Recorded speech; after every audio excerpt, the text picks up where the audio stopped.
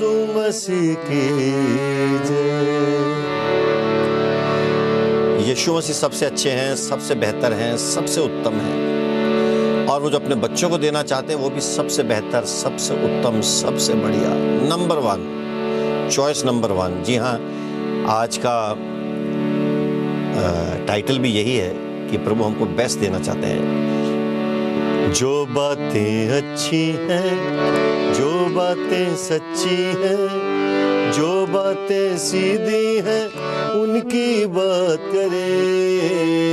जो बातें अच्छी हैं, जो बातें सच्ची हैं, जो बातें सीधी हैं, उनकी बात करें। वो जो सुहानी है और मन को भाती है, और जो सुहानी है वो मन को भाती है, उनकी बात करें।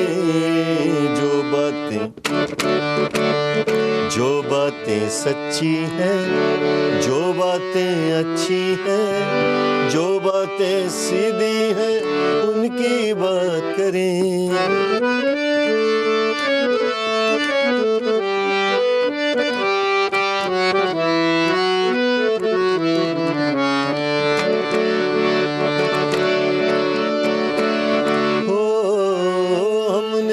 सीखी है, हमने जो पाई है, हमने जो सीखी है, हमने जो पाई है, हाँ वो धरती की नहीं आसमां से आई है। इन सब को माने हम, इन सब को माने हम, दिल में साथ रखें। इन सब को माने हम, दिल में साथ रखें।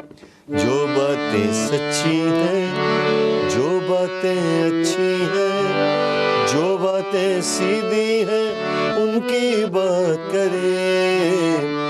जो बातें अच्छी हैं। जी हाँ, जो बातें अच्छी हैं, जो बातें सीधी हैं, जो बातें खरी हैं, हम उनकी बात करें। जो बातें नंबर 1 हैं, जो बातें सबसे उत्तम हैं। प्रभु हमसे बहुत प्यार करता है और वो हमको नंबर 1 चीज़ें देना चाहते हैं। वो हमको सबसे बेस्ट चीज़ें देना चाहते हैं। Best option, best plan, best life देना चाहते हैं। प्रभु अपने सबसे कीमती तोहफे को हमारे लिए दे दिया। उसने अपना इकलौता बेटा दे दिया हमारे लिए, ताकि जो कोई भी उस पर विश्वास करे उसका विनाश ना हो, बल्कि हमेशा की ज़िंदगी पाए। तो प्रभु भी हमको सेकंड बेस्ट नहीं देता, उसने अपना सबसे उत्तम बलिदान हमारे लिए दिया, ताकि उसने हमारे लिए जो प्लान बनाया है वो बेस्ट प्लान था। उसके लिए बेस्ट प्राइस जो है वो पे करनी पड़ती है, तो उसने बेस्ट प्राइस पे कर दी है और हमको अब वो मिल गया है। लेकिन हम क्या करते हैं, हम लोग सेकंड ऑप्शंस चूज़ कर लेते हैं, थर्ड ऑप्शन चूज़ कर लेते हैं, फोर्थ चूज़ करते हैं। हमको जो सबसे अच्छा मिलना चाहिए, जो अच्छा होना चाहिए, वो नहीं हम उसके लिए हम अपने आप को एम नहीं करते हैं, उसके लिए अपने आप को फोकस नहीं करते हैं, उसके लिए अपने आप को तैयार या प्रिपेयर या अपने आप को रेडी नहीं करते हैं। हम छोटी चीज़ों के लिए अपने आप को रेडी करते हैं, क्योंकि वो थोड़ी सी तो आसान होती हैं। इसमें कोई शक नहीं है कि जो हल्की चीज़ होगी, चांदी तो सोने से कम ही कीमत का होता है, या लोहा पीतल भी सोने से कम कीमत का है। तो कम कीमत चुकाएंगे तो सोना हाथ में नहीं आएगा, पीतल और चांदी आएंगे, या लोहा या तांबा ही आ सकता है। लेकिन जो बात सोने की है, जो प्रभु जैसे कलाम के मुताबिक, मैं ये नहीं कह रहा हूँ कि आप सोना पाने के लिए ये सब करें, लेकिन जीवन का जो सोना है, जीवन का जो सबसे कीमती या उत्कृष्ट जो परिणाम है, वो हमारे जीवन में तभी आएगा जब उसके लिए उत्कृष्ट कीमत हम भी चुकाएंगे। परमेश्वर ने भी सबसे टॉप लेवल का जो सैक्रिफाइस हमारे लिए दे दिया है, अब हमें भी टॉप लेवल की एफर्ट करके उस चीज़ को प्रभु के नाम से हासिल करना है। और हम इन चीज़ों में पीछे रह जाते हैं।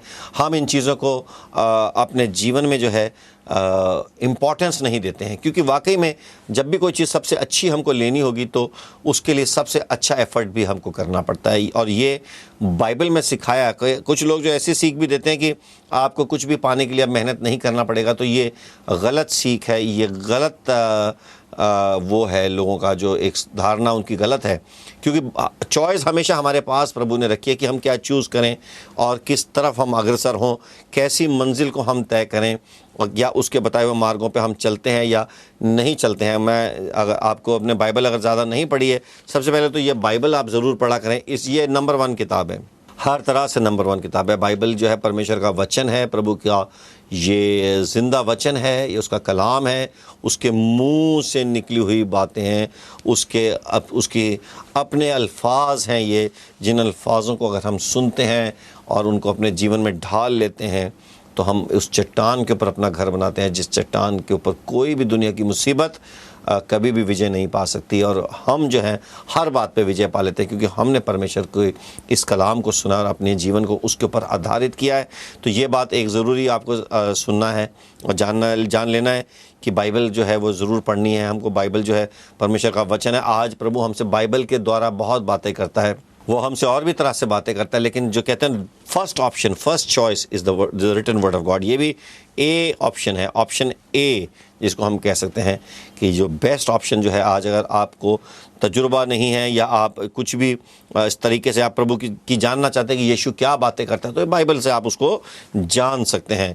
इसी तरह से अब्राहम को भी प्रभु ने एक सबसे पहले आज्ञा दी थी। अगर हम 11th chapter of book of genesis, उत्पत्ति के 11वें अध्याय में जाते हैं और उसकी 31वीं और 32वीं आयत, वहाँ पर 13 एक जो व्यक्ति का नाम है, अपने पुत्र अब्राम और अपने पोते लूत जो हारान का पुत्र था और अपनी बहू सैरे और उसके पुत्र अब्राम की जो पत्नी थी, इन सबों को लेकर कसदियों के ऊर नगर से निकल कनान देश जाने को चला।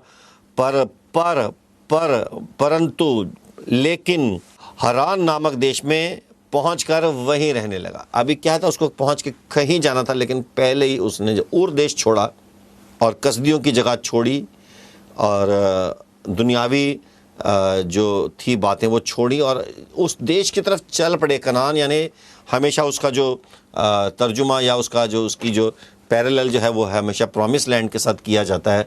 और उसकी जो मिसाल दी है, कनान इज़ एक सिंबल ऑफ प्रॉमिस लैंड, और जैसे मिस्र है वो सिंबल है या उसका संकेत देता है कि वो दुनियावी जो बातें हैं, दुनियावीपन।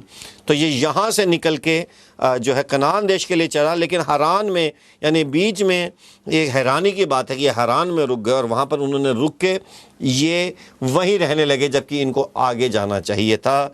और जब 205 वर्ष का हुआ तब हरान देश में ही मर गया। और तब 12वीं आयत की पहली, उसमें 12वें चैप्टर की पहली आयत में लिखा है, उसके 12वें बाब में, उसके 12वें अध्याय की पहली आयत में, पहले वर्ष में, पहले वचन में ही लिखा है कि यहोवा ने फिर अब्राहम से कहा कि अपने देश और अपने कुटुंबियों और अपने माता पिता के घर को छोड़कर उस देश में चला जा जो मैं तुझे दिखाऊंगा। यानी परमेश्वर उसको कह रहा है कि तू सेकंड चॉइस में बैठ गया है, अभी तो आगे बढ़ और मैं तुझे एक प्रॉमिस लैंड जो मैंने दिखाई है वो मैं तुझको वहाँ ले जाना चाहता हूँ।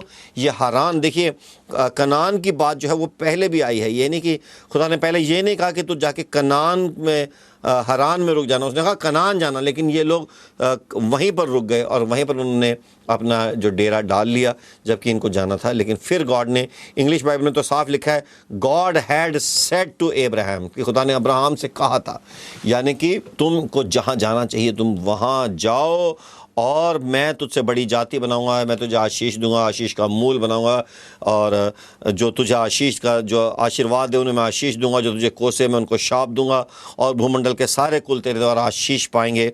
और सारी बातें जो परमेश्वर ने, जो सातों जो आशीष के जो वचन दिए थे वो कनान देश में जाकर पूरे होने थे, लेकिन ये पहले ही रुक गए। बरकतें जाकर पूरी होनी हैं, उसके लिए हम रास्ते पे जो हैं मुकर्रर हो गए हैं, लेकिन बरकतें अभी पूरी होने में प्रभु ने एक रास्ता, एक जर्नी हमें दी है और हम जर्नी में प्लान बी में रुक जाते हैं। जर्नी में ही प्लान बी में हमने अपना एक और ऑप्शन ढूंढ लिया है। जर्नी में ही हमने उस प्लान को छोड़ दिया है, ओरिजिनल प्लान को खुदा के, और हमने उस प्लान को पकड़ लिया है जो जैसे अब्राहम ने फिर बीच में जाके रास्ते में मिस्र के अंदर भी गोते खाए और मुसीबतों में कहा और प्रभु के रास्तों से भटक गया। जब उसने फेमीन देखा, जब उसने वहाँ पर क्या कहते हैं अकाल पड़ा, तो उस अकाल में उसको समझ नहीं आया मैं क्या करूँ, तो वो जो अकाल से निकल के मिस्र देश में चला गया। और उसने लोग भी, हम आजकल मिस्र देश में बहुत जल्दी, यानी हमको जब प्रभु के रास्ते मुश्किल लगने लगते हैं तो दुनिया के रास्ते अच्छे लगने लगते हैं। जब मिस्र के रास्ते जो हैं सरल होते हैं, तरल होते हैं, और लेकिन परमेश्वर के रास्ते थोड़े से जटिल होते हैं, लेकिन वो रास्ते बिल्कुल पवित्र और 100% ब्लेसिंग। जो 7 आशीषें, क्या कहा था कि मैं तुझसे बड़ी जाति बनाऊंगा, मैं तेरा नाम महान करूंगा, मैं तुझे आशीष दूंगा और तू आशीष का मूल होगा। तुझे आशीष दे वो आशीष दे, तुझे कोसे वो कोसा जाए, तेरे द्वारा दुनिया के सब कुल जो हैं वो आशीष और बरकत पाएंगे। तो इनके लिए कुछ तो मेहनत करना पड़ता था, जो उसने कहा कि मैं इस मेहनत को एस्केप कर लेता हूँ, इस मेहनत को मैं छोड़ देता हूँ, इस मेहनत से मैं बच के भाग लेता हूँ। और इसी प्रकार से जो था लूत भी जो था वो भी सेकंड ग्रेड बिलीवर था, वो भी second grade number 2 number B जो था उसका, उसने भी, वो अब्राहम के पीछे चल रहा था, वो खुदा के पीछे या परमेश्वर के पीछे नहीं चल रहा था। और जिस दिन चुनाव का भी समय आया, उसने प्लेन्स ऑफ जॉर्डन की तरफ देखा, उसने यर्दन के सामने देखा और यर्दन के शहर, उस मुल्क यर्दन को देख के उसने हरी भरी जगहें देखी और उसने कहा कि मैं यहाँ रुक जाऊँगा क्योंकि वो ये देखने में अच्छा है, चलने में आगे मुझे बढ़ना भी नहीं पड़ेगा, और यही देखने में अच्छा है, तो मैं ये दिख रहा है मैं ये ले लेता हूँ। लेकिन अब्राहम ने अपनी नज़र फिर उस समय खुदा की तरफ लगाई, परमेश्वर की तरफ लगाई। परमेश्वर भी चाहता था कि सब ऊपर देखें, लेकिन हम ज़मीन की तरफ देखते हैं। ऊपर जाने में थोड़ा सा हम कतराते हैं, हम उन बातों से चूक जाते हैं। और इसी तरह से हमने देखा कि अब्राहम ने जो है परमेश्वर की तरफ, इस बार जब अब्राहम ने परमेश्वर की तरफ नज़र लगाई तो परमेश्वर ने उसको वहाँ ले गया। और लूत की जो चॉइस थी वो बी चॉइस थी, वो अच्छी चॉइस नहीं थी।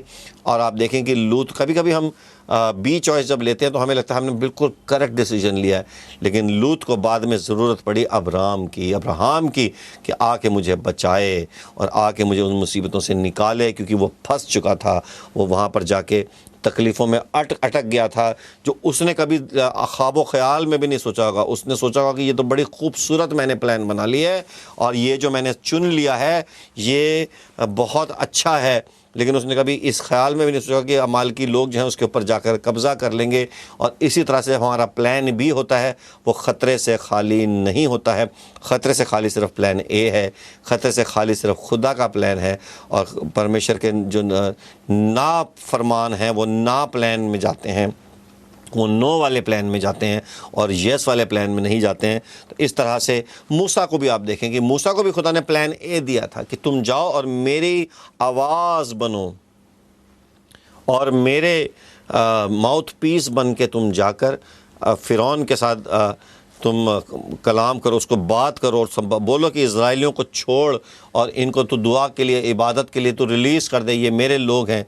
लेकिन मूसा को भी लगा कि ये प्लान ए उसके लिए काफ़ी मुसीबत ज़दा होगा, तो उसने उस प्लान को खुदा के सामने उसने कहा कि मैं ये नहीं करना चाहता, ये मेरे लिए बेहतर नहीं होगा, मेरे पास तो इतने टैलेंट ही नहीं। और उसने अपने आप को खुद ही नियुक्त कर दिया कि मैं इस लायक नहीं हूँ, और उसने अपने आप को खुद ही इस बात के लिए सेल्फ प्रोफेसाई कर दिया कि मैं इस चीज़ के काबिल नहीं हूँ।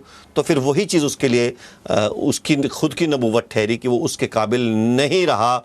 और फिर उसने वो जो अजर है, जो खुदा ने वो जो ऑनर है, वो फिर हारून को दे दिया कि तू जाके अब बातें करेगा। जबकि हारून जो था कहीं वो पिक्चर में था भी नहीं उस समय वो, लेकिन क्योंकि जब मूसा ने अपने आप को अवेलेबल नहीं किया तो खुदा ने किसी और को इस्तेमाल कर लिया। बल्कि बाद में भी हम देखते हैं कि जो 70 जो एल्डर्स थे वो नियुक्त हुए और वो सारा जो था डिस्ट्रीब्यूट हो गई, जो सारी जो अनॉइंटिंग या कह सकते हैं जो ड्यूटीज़ थी 70 एल्डर्स के लिए, एडमिनिस्ट्रेशन के लिए, क्योंकि सिर्फ मूसा के ऊपर नहीं रही, क्योंकि मूसा ने अपने आप को बार बार यही कहा कि मैं ऐसा नहीं कर सकता या मुझसे नहीं होगा, जबकि परमेश्वर का प्लान ए मूसा था और वो हमेशा इस बात को देना चाहता है। और इज़राइल के लोगों ने भी, आप देखिए, जो मूसा के साथ चल रहे थे, उन्होंने भी प्लान ए को ऑनर नहीं किया। उन्होंने भी 40 साल जो है वो वॉन्डर करने रहे। इज़राइल के जो लोग हैं वो विल्डरनेस में ही और बियाबान के अंदर घूमते रहे। अगर वो उन्होंने सारे मोज़े देखे थे, उन्होंने चमत्कार देखे थे, उन्होंने परमेश्वर के बड़े बड़े काम देखे थे, उनको क्या करना था? सिर्फ सीधा चलना था। उन्होंने लाल समंदर को खुलते हुए देखा था, उन्होंने पत्थरों से, चट्टानों से पानी निकलते हुए देखा था। उनको उस फरमानी उनको उस आज्ञा पालन के अंदर ही चलना था, लेकिन उन्होंने उसका भी वो आदर नहीं किया और अपने आप को स्वयं नियुक्त कर लिया। इसीलिए तो इब्रानी की किताब में हम देखते हैं कि 3:11 में लिखा है, 3:11 में इब्रानी की किताब उसकी पुस्तक में लिखा है 3:11 में कि तब मैंने क्रोध में आकर शपथ खाई कि ये विश्राम में, मेरे विश्राम में प्रवेश नहीं करने पाएंगे। मित्रों, आप सुन के हैरान हो रहे होंगे कि कैसे, जब गॉड ने एक बार प्रॉमिस कर दिया है कि हमको ब्लेसिंग मिलेगी, हमें तो ब्लेसिंग मिलनी चाहिए, हमारे पास तो ये ब्लेसिंग आ जाना ही चाहिए, क्योंकि गॉड ने प्रॉमिस कर दिया है। गॉड ने अब्राहम को बोल दिया था, गॉड ने मोसेस को बोल दिया था। गॉड ने फिर क्यों ऐसा हो गया? ऐसा क्यों हो जाता है? क्योंकि जब हम नाफरमानी करते हैं, जब हम उसके उसका प्लान हमें मिलना, जब हम उसका प्लान मिलता है, उसके साथ हमें उसका एक रोड मैप दिया जाता है जिस पे हमें चलना पड़ेगा। और उस रोड मैप पे जब हम नहीं चलते, जब हम हारान में जाके रुक जाते हैं, फिर हम मिस्र की तरफ भटक जाते हैं, या फिर हम और उन तमाम कामों में लग जाते हैं जो प्रभु चाहता है कि हम नहीं करें, तब क्या होता है कि हमारा जो प्लान है उससे हम डिविएट हो जाते हैं, उससे हम फिसल जाते हैं, क्योंकि हमारे पाँव जो हैं वो सीधे मार्ग पे नहीं चल रहे होते हैं। और कोई भी आपके पास अगर सबसे बड़ी जॉब हो दुनिया में, सबसे बड़ी नौकरी मिल जाए, आपको सबसे बड़ा ओहदा मिल जाए, लेकिन आप ऑफिस जाते जाते रास्ते में भटक जाएं, किसी पाप में गिर जाएं, किसी और गलत रास्ते पे निकल जाएं, तो वो आपसे छीन लिया जाएगा और आप अपनी मंजिल तक नहीं पहुंच पाएंगे।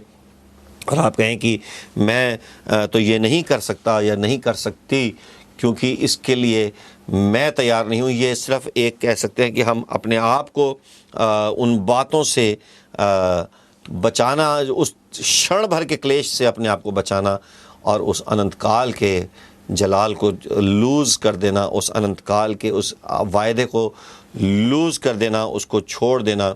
ये बहुत हम बार गलतियाँ करते हैं। मार्था और मरियम को देख लीजिए कि मार्था जो थी, उसके सामने यस्सु बैठे थे, और मरियम जो थी उसने बेहतर भाग चुन लिया था, लेकिन मार्था जो थी वो खाने पिलाने के चक्करों में ही पड़ी रही, वो एडमिनिस्ट्रेशन में लग गई। आप ये सोचें कि जीसस वहाँ पर खाना खाने नहीं आए थे, यह मार्था को भ्रम था कि वो खाना खाने आए, वो खाना खिलाने आए थे।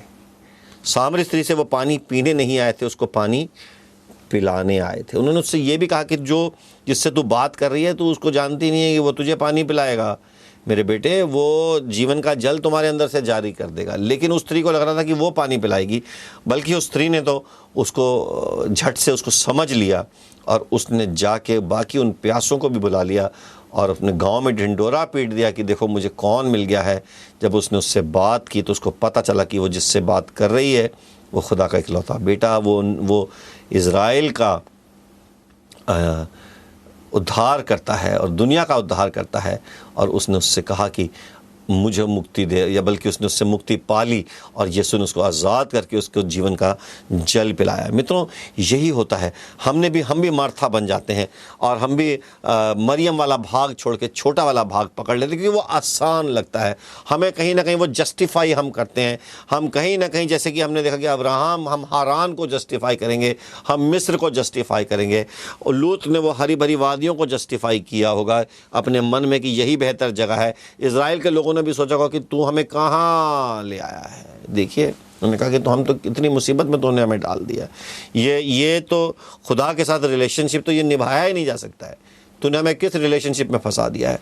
लेकिन वही रिलेशनशिप था जो उनकी ज़िंदगी में काम कर सकता था, लेकिन ये लोग उस रिलेशनशिप को एक्सेप्ट नहीं करते थे और अपने आप को मूसा ने खुद ही डिक्लेयर कर दिया, मेरे बस की नहीं है, मेरे में इतनी ताकत या कुव्वत नहीं है, लेकिन याद रखें ताकत कुव्वत हमारी कभी भी नहीं काम आएगी। ताकत और कुव्वत हमेशा यहोवा की जो है वही इस्तेमाल होने वाली है। इसी तरह से आप देखेंगे मूसा और एलाइजा जो थे, जब वो यस्सु के साथ माउंट ऑफ ट्रांसफिगरेशन पे जब थे, उस पहाड़ के ऊपर थे जहाँ पर यीशु ने दर्शन दिए थे और अपना विराट जो उन्होंने उनको जो अपना रूप दिखाया था, वहाँ पर भी मूसा और एलाइजा यीशु के साथ फेलोशिप कर रहे थे। लेकिन बाकी जो लोग थे वो टेंट बनाने की बातें सोचने लग गए और वो 2 नंबर के प्लान्स में जो थे वो मुब्तला हो गए और उन्होंने ये कहा कि हम ये सोचते हैं। देखिए फट से हमारे माइंड में क्या आता है, जो प्रभु के लोग होते हैं, जो प्रभु के अंदर मजबूत होते हैं, उनके साथ उनके माइंड में कुछ अलग विचार आते हैं। लेकिन जो प्रभु से अलग होते हैं उनके माइंड में अलग विचार आते हैं। हम अपने आप को कैसे वायर करना चाहते हैं, हम अपने आप को कैसे प्रिपेयर करना चाहते हैं, प्लान ए के लिए कि प्लान बी के लिए, अच्छे बेस्ट प्लान के लिए कि कॉम्प्रोमाइजिंग प्लान के लिए, मुश्किल रास्ते के लिए, संकरे रास्ते के लिए कि चौड़े रास्ते के लिए।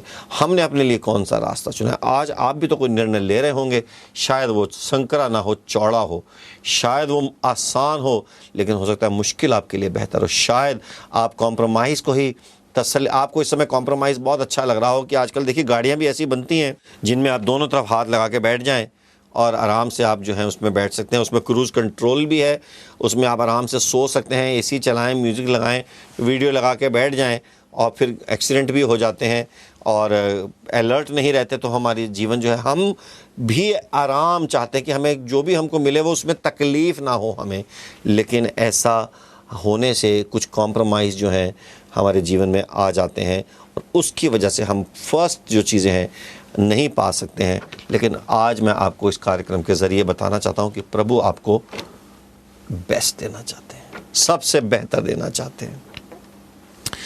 प्रभु आपको कॉम्प्रोमाइज़ वाला जीवन नहीं देना चाहते। वो कहते हैं मेरे बेटे बस थोड़ी सी मुसीबत, मेरी बेटी थोड़ी सी एफर्ट, तुम अपना क्रूस उठा लो, मेरे साथ चलो। देखो मैंने भी कॉम्प्रोमाइज़ नहीं किया, तुम भी कॉम्प्रोमाइज़ मत करो। मैंने भी अपने आप को सेकंड चॉइस के अंदर नहीं अपने आप को लीड किया, बल्कि मैंने भी वो फर्स्ट चॉइस जो थी अपनी जान देने की, और मैंने तुम्हारे लिए अपनी जान दी है। इसी तरह से तुम भी अपनी जान मेरे लिए दो और तुम ये देखो कि तुम जब फर्स्ट चॉइस लोगे तो उसके फर्स्ट क्लास रिजल्ट्स आएंगे और तुम्हारा जीवन बेहतर हो। तो आज मैं आप सबको कहना चाहता हूँ, यीशु आपके लिए बेस्ट चाहता है। आप मत दूसरा सेकंड डिसीजन नहीं लें। आप बोलें कि नहीं लॉर्ड, मैं फ़र्स्ट पे ही जाऊंगा, मैं फ़र्स्ट पे ही जाऊंगी और मैं प्रभु के उस सबसे बेहतर इनाम को हासिल करूं, सबसे बेहतर कप को हासिल करूं, सबसे उत्तम ताज को हासिल करूं, मैं सबसे अच्छे और श्वेत कपड़ों को हासिल करूं, मैं सबसे सुंदर प्रभु के उस महिमा के स्वर्ग में जाऊं जो मेरे लिए रखा है और उसमें जो उसने मेरे लिए मैंशन तैयार किया है, मैं उसी में रहूँगा या रहूँगी। आज आपके लिए मैं दुआ करता हूँ। प्यारे परमेश्वर, मेरे भाई बहन जो इस कार्यक्रम को देख रहे हैं, यीशु के नाम से कहता हूँ कि मुक्तिदाता उद्धार करता यीशु मसीह है और कोई भी हमको अनंत काल का जीवन नहीं देता है। हे प्रभु, मेरी भाई मेरा बहन जो इस कार्यक्रम को इस समय देख रहे हैं, आप इनके जीवन में बड़ा काम करें। आप इनको उस नंबर 1 चॉइस की तरफ इस समय आप ताकत भर दें। आए खुदावन, अगर आज ये अपने आप एक कॉम्प्रोमाइज़ का जीवन जीने की सोच रहे थे, उस छोटी बरकत पे सेटल हो जाना चाहते थे, उस छोटी बात को हासिल करके अपने आप को धन्य समझ रहे थे, लेकिन आज वो जान लें कि लूत ने जहाँ पर अपने आप को धन्य समझा था वो धन्यता की जगह नहीं थी, वहाँ पे मुसीबत थी। लेकिन प्रभु कहता है कि मैं तुम्हारे पाँव को फिसलने नहीं दूंगा। हे परमेश्वर, निर्णय हमने लेना है, लेकिन आशीष बरकत आपके नाम से आती है। यीशु के नाम से मेरे भाई बहनों, मैं आपके लिए दुआ करता हूँ कि आज प्रभु आपको हिम्मत दे रहा है, आपको ताकत दे रहा है, आप अपना डिसीजन बदल रहे हैं, आप अपनी सोच बदल रहे हैं, आप अपने पुराने उस खुदावन के उस रास्ते को वापस पकड़ रहे हैं और आप ये कह रहे हैं कि अब मैं बी, सी या डी डिसीजन नहीं, मैं उस ए डिसीजन जो खुदा ने मुझसे बात की थी, मैं उसी तरफ जाऊंगा और उसी को अपने जीवन का मूल बनाऊंगा, उसी को मैं अपना अवार्ड और रिवॉर्ड समझता हूं और मैं उसमें कॉम्प्रोमाइज़ नहीं करूंगी या करूंगा। यीशु के नाम से मैं आशीष देता हूं, यीशु के नाम से मैं आशीष वचन बोलता हूं। ये मेरी आशीष नहीं, ये मेरे मुंह से निकली हुई आशीष नहीं, ये परमेश्वर के वचन की आशीष है जो मैं उसका याजक होने के नाते बोलता हूं कि खुदावन तुझे बरकत दे और तुझे महफूज रखे, वो अपना चेहरा तुझ पे चमकाए और तुझ पे मेहरबान रहे, वो अपना चेहरा तेरी तरफ मोड़ ले और तुझे सलामत रखे। खुदावन यीशु मसीह का अनुग्रह, खुदा बाप की मोहब्बत और पाक रूह की हुजूरी, परमेश्वर की पवित्र आत्मा की उपस्थिति हमेशा आपके साथ बनी रहे। आमीन, आमीन, आमीन। जी हाँ, परमेश्वर हमेशा आपके साथ रहे, ये मेरी प्रार्थना है। ये हम सब चाहते हैं, यही प्रभु चाहता है। मैं कौन होता हूँ चाहने वाला और अपनी चलाने वाला? मैं तो उसका चेला हूँ, उसका बेटा हूँ, मैं भी उसके पीछे चलता हूँ और हम सबको उसके पीछे चलना है। और अगर आपको कुछ भी इस कार्यक्रम में अच्छा लगता है तो ये प्रभु का अनुग्रह है, क्योंकि इसमें मैं कुछ नहीं अपना योगदान दे सकता, ना मैं कुछ अपने ऊपर कोई भी श्रेय ले सकता हूँ कि ये मैंने बोला है। इसमें से हर बात जो बोली गई है वो इस वचन से, इस बाइबल से बोली गई है। और पाकरू की हिदायत जो हुई है, पवित्र आत्मा की जो अगुवाई होती है, हम उससे बात करते हैं। आप लोग भी प्रभु की अगुवाई में चलें तो सबसे बेहतर जीवन आपका होगा। आप हमें फ़ोन करें इस नंबर पर जो आप अपनी स्क्रीन पर देख रहे हैं, और आप हमसे बात कर सकते हैं। हम आपके लिए प्रार्थना करेंगे। हमारे प्रार्थना के जो इंटरसेसर्स हैं, जो प्रार्थना करने वाले हैं, वो आपके फ़ोन्स का इंतज़ार करते हैं। और आप टीवी पे भी इस प्रोग्राम को देख रहे हैं, लेकिन आप सोचते होंगे कि अगर टीवी पे मिस हो गया तो कहाँ देखेंगे?